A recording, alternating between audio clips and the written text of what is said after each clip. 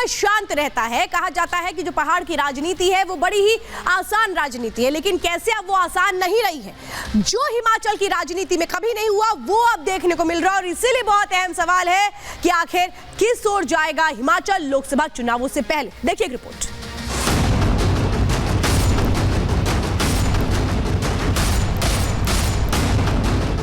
हिमाचल प्रदेश में 2 दिनों से सियासी कोहराम मचा हुआ है। धोखा खाने वाले भी हैं, धोखा देने वाले भी हैं और धोखे का आरोप लगाने वाले भी हैं। सबके अपने दर्द हैं, सबकी अपनी पीड़ा है। किसी का विश्वास टूटा है, किसी के सम्मान को ठेस पहुंची है, तो किसी की सत्ता धोखे की भेंट चढ़ने वाली है। लेकिन कमाल यह है कि धोखा देने वाले और धोखा खाने वाले एक ही खेमे के हैं। दरअसल हिमाचल में एक सीट पर राज्यसभा का चुनाव हुआ था। कांग्रेस को अपनी जीत का भरोसा था, लेकिन मुख्यमंत्री सुखविंदर सिंह सुक्खू को अंदाजा नहीं था कि उनका भरोसा टूटने वाला है। लेकिन जब उन्हें बगावत की भनक लगी तब तक देर हो चुकी थी। अगर कोई बिका नहीं होगा तो हमें 40 के 40 वोट आएंगे। निश्चित तौर पर मेरा यह मानना है कि कांग्रेस की विचारधारा और हाथ के निशान पर जो चुनकर आए हैं उन लोगों ने पार्टी को वोट डाला होगा, पार्टी के प्रत्याशी को वोट डाला होगा। हम तो सबको माफ करने वाले लोग हैं। हम किसी के बदले की भावना से काम करने वाले लोग नहीं है। हमारे तो सभी हमारे लिए सारे छोटे भाई है। जो सुक्खू कल तक बागियों को बिकाऊ बता रहे थे, आज उनके लिए दिल बड़ा कर लिया है और माफ करने की बात कह रहे हैं। ये वही मुख्यमंत्री हैं जो सुबह तक सरकार जाने के डर से इस्तीफे की पेशकश कर रहे थे, लेकिन आला कमान से भरोसा मिला।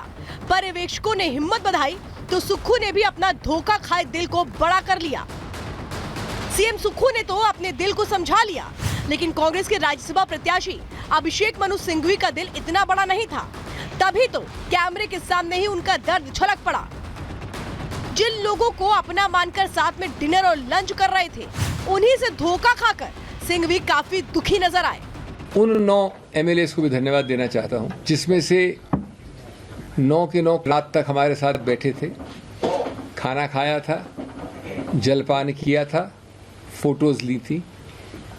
उसके पहले जो बार बार हमसे मिले थे, क्योंकि उनसे हमको कुछ शिक्षा मिली है।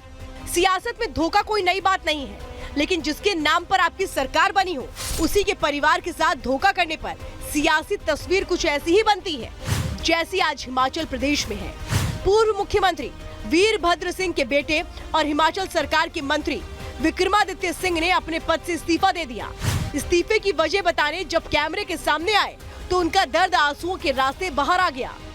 कितना है बदनसीब जफर दफन के लिए, 2 गज जमीन भी ना मिली हुए यार में। 6 बार जो हिमाचल प्रदेश का मुख्यमंत्री रहा, जिसकी वजह से ये सरकार बनी प्रदेश के अंदर, उसकी मूर्ति लगाने के लिए 2 गज जमीन इनको माल रोड के ऊपर नहीं मिली।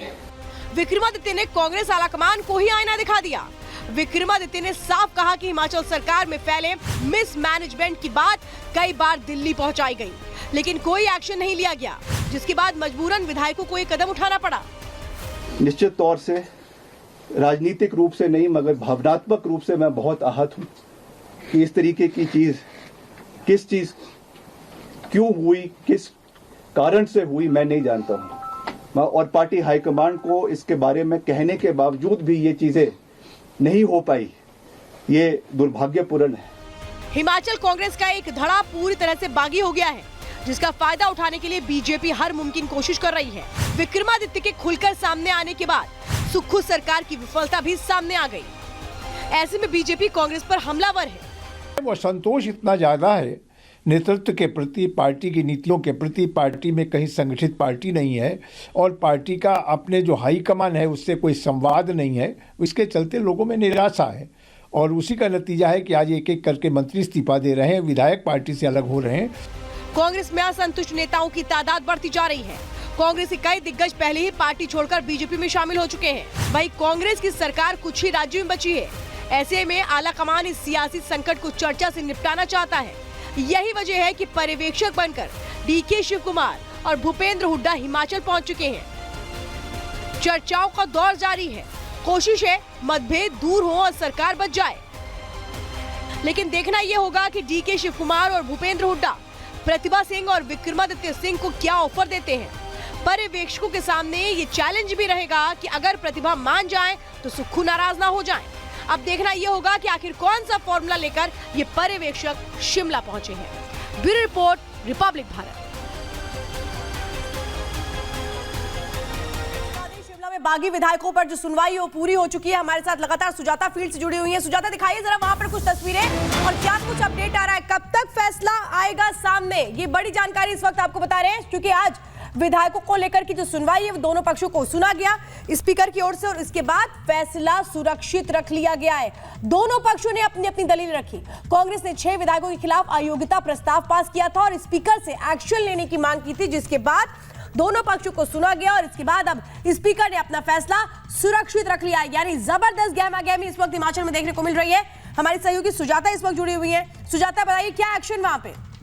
तो सुजाता से जुड़ने की हम कोशिश करेंगे लेकिन जो तस्वीर दिखाती है हिमाचल की वो इस ओर दिखा रही है कि कैसे और कितने दिनों तक ये सरकार चलेगी, ये देखना बहुत अहम है क्योंकि एक तरफ असंतुष्ट विधायक है, दूसरी तरफ बीजेपी किस तरीके से इस पूरे मामले पर अपना एक्शन प्लान बना करके बैठी हुई है। यानी ये जो विधायक है अगर ये इस्तीफा देते हैं, जैसा माना जा रहा है कि जो 14 विधायक हैं वो अपना इस्तीफा दे सकते हैं, वो राज्यपाल को अपना इस्तीफा सौंप सकते हैं, ऐसा माना जा रहा है जो खबरें निकलकर सामने आ रही थी। लेकिन अब ये देखना है कि एक तरफ जो कांग्रेस के पर्यवेक्षक पहुंचे हुए हैं, क्या वो इन सभी 6 एमएलएस को और साथ ही साथ जो और एमएलएस की जानकारी मिल रही है उन सब को क्या मना लेते हैं, क्योंकि अंदर जो एक तरह से रोष था वो आज का नहीं था। जब सरकार बनी थी हिमाचल में उस वक्त से ये रोष देखने को मिल रहा था क्योंकि सुक्खू के नाम के साथ बहुत सारे ऐसे लोग थे जिन्होंने हामी नहीं भरी थी, जिसमें प्रतिभा सिंह भी थी। सुक्खू बहुत सारी ऐसी मीटिंग्स लेते थे जिनमें प्रतिभा सिंह को शामिल नहीं किया जाता था और इस बात को लेकर भी वो अपनी नाराजगी जाहिर कर चुकी थी कि जो पार्टी की मीटिंग्स होती हैं, जो अहम फैसले होते हैं उसमें विधायक का आना जरूरी है, तो फिर उनको क्यों नहीं बुलाया जाता है। ये वो चीजें थी